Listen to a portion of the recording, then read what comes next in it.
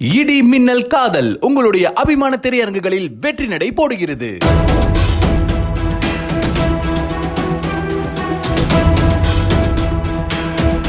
நீலகிரி மாவட்டத்தில் மசினகுடி அருகே ஆச்சக்கரை வனப்பகுதியில் சுமார் 10 ஏக்கர் பரப்பளவில் ஏற்பட்ட தீயை கட்டுப்படுத்தும் பணியில் தீயணைப்பு மற்றும் வனத்துறையினர் ஈடுபட்டனர். கடந்த 2 மாதங்களுக்கு முன்பு நிலவிய உறைபனியால் மரங்கள் செடிகள் காய்ந்ததாகவும் தற்போது நிலவும் கடும் வெயிலில் அவை தானாகவே தீப்பிடித்து எரிந்து வருவதாகவும் வனத்துறையினர் தெரிவித்தனர்.